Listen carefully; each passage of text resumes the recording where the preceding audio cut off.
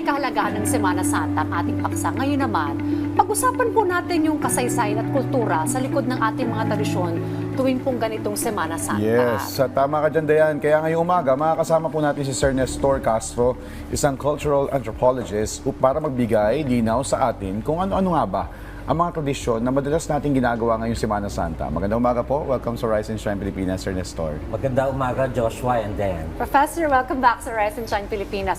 Alright, tell us about itong historical context ng mga tradisyon natin tsaka mga nakagawian ng gawin kapag po ganitong Semana Santa, Prof. Siyempre, ang Kristyanismo, dinala ng mga Kastila sa Pilipinas. So, pati yung mga tradisyon sa Semana Santa na nanggaling pa sa Espanya o kaya sa Latin America. Pero siyempre, ito ay nag-fuse sa mga katutubong practices ng mga Pilipino. So, yung iba sa mga tradisyon, sa totoo lang ay pre-Christian traditions. Okay. So, ito yung tinatawag namin sa anthropology na naging syncretic yung practices. Pagsasalubong ng dalawang kultura, lumikha ng isang bagong kultura na Pinoy na Pinoy. Okay. So ito po bang sinasabi niyong fusion, kasama po ba dito yung pabasa ng pasyon at paano po ito naging paraan para mapalapit yung isa't isa, lalo na yung sa mga magkakapitbahay at sa mga barangay? Yes, kasama yon. Yung isang traditional na tono ng pagbasa ng pasyong mahal, ay ang tono nito ay tinatawag na tagulaylay. At ang tagulaylay ay isang sinaunang epiko ng mga Katagalugan. Pero yung original lyrics, nawala na. Ito yung na ganyan. Dati yun ay epiko tungkol sa kabayanihan ng ating mga ninuno. Pero napalitan ng mga lyrics na biblical ang inspiration. Okay. So now I get it. Ito yung sinasabi ni Prof na bago pa man dalhin dito yung relihiyon, may mga ginagawa na talaga yung ating mga kababayan. Yung dating bayani ng mga Katagalugan, naging si Hesukristo, ang bayani ng sangkatauhan. Okay. Isa pa sa mga tradisyong ginagawa natin yung fasting at saka pag-aayuno. Ito po ba ay paano po ito naging bahagi na ng kultura rin ng mga Pinoy? Ito talagang bahagi ng Kristiyanong tradisyon. So hindi lang ito unique sa Pilipinas, ano? Pero sa atin ang naging interpretasyon nito ay huwag kumain ng karne, ano? Kaya lang mapapansin at sinasabi dapat yung mga isda ang kinakain na lang. Pero dahil tayo ay isang maritime society naman, daganap naman talaga yung isda. At sanay ang mga Pilipino na yun ang kinakain. So, parang ang naimpluwensyahan lang talaga, naapektuhan ng ganong klase ng pag-ayuno noong panahon ng mga Espanyol ay yung mga nasa elite dahil sila yung hindi naman kumakain ng mga ordinaryong pagkain. Pero para sa ordinaryong Pilipino, sasabihin nga nila, taon-taon kaming nag-aayuno talaga. Kasi lagi nilang ulam. Yun nga, sardinas, ganyan.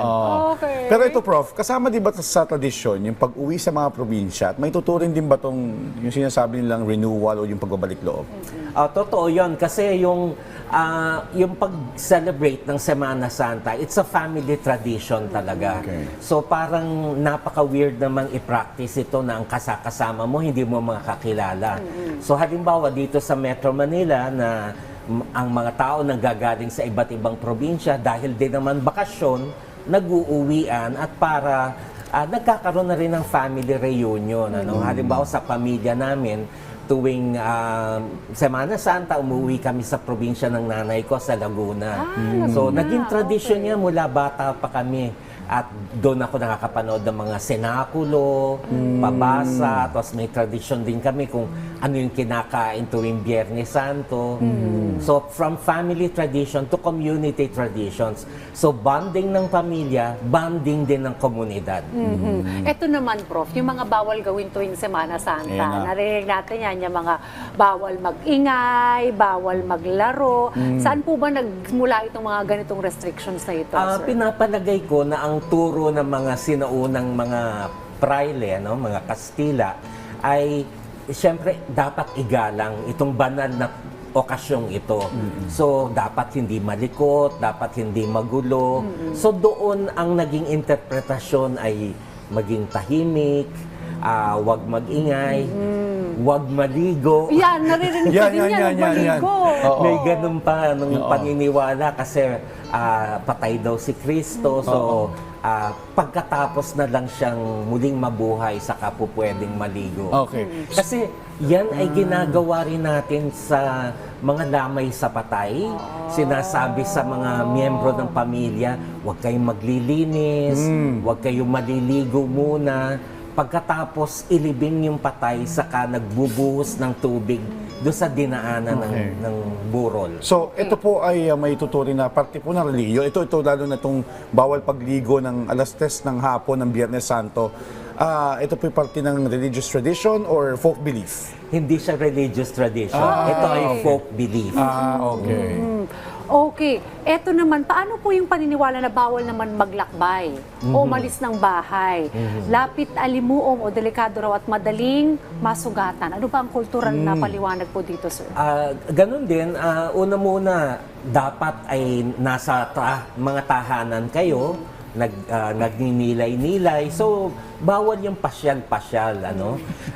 So, medyo yung mga matatanda, fina-frown yung mga nagbabakasyon. Tuwing bakasyon na para magpakasaya lang, ano? Tuwing Semana Santa. Pero siguro isa rin kadahilanan nun at may paniniwala na medyo delikado na lumabas-labas, ano? Again, folk belief ito, patay si Kristo, so naglalabasan ng mga masamang espiritu, maaari kang maaksidente. Okay. Yung tungkol sa alimuom, so ito yung napakadakas na amoy ng lupa, talagang nangyayari ito tuwing mainit na panahon. At naniniwala ang mga matatanda na pwede kang magkasakit dahil na lalanghap mo yung amoy ng singaw ng lupa. Okay. Prof, sorry no, itong folk belief is same sa mga pamahiin. Ito yung pamahiin. Ang mga pamahiin ay parte ng mga folk beliefs. Okay. Okay. Okay, siguro panghuli na lamang, ano, Prof. Paano natin babalansehin itong pagsunod sa mga tradisyon na ito at yung pag-unawa sa tunay na diwa ng Semana Santa? Siyempre, kung isa kang Kristiyano, isa kang Katoliko, mas importante yung mga paniniwala talaga ng simbahan. Yung mga paniniwala ayon sa Biblia.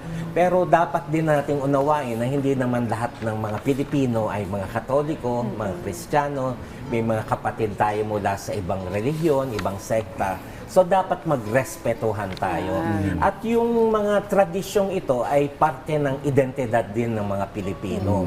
So, kung ito ay nakaugalian na, hanggat hindi naman nakakasama, para sa akin ay okay lang yon, ano? Okay. Pero kung talagang taliwas na taliwas, halimbawa, napaka-unhygienic na nung hindi pagpaliligo, dapat din namang i-correct yung mga bagay na yun. Curious, pahabol pala, may mga nagpapapako sa krus. Yun.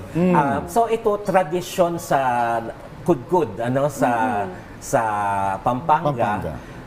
Naging tradisyon na nila yan, nagsimula ng panata at nang lumaki ng lumaki, naging tourist attraction na rin, maraming taong nanonood. Meron na rin mga dayuhan na nagpapakapako sa krus. Ang sinasabi ng simbahan, hindi nyo naman kailangang saktan ang inyong sarili. Kaya lang, para sa mga ilang taong namanata, ito ang kanilang pagkaunawa kung paano sila magsasakripisyo o kaya magpapasalamat sa Diyos. Okay. Well, on that note, maraming salamat po, Sir Nestor Castro, sa pagbibigay ng inyong kaalaman patungkol sa mga tradisyon nating mga Pinoy ngayong Semana Santa. Thank you very much. Thank you, Prof. Salamat. Welcome.